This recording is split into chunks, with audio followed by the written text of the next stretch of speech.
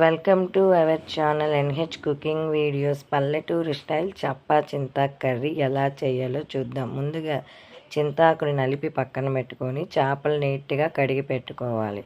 ఎర్రగడ్డలు, టమోటాలు, వంకాయ, మామిడికాయ నీట్గా చిన్న చిన్న ముక్కలుగా కట్ చేసి పెట్టుకోండి. ఉప్పు, పసుపు, కారం మీకు తగినంత వేసుకోండి.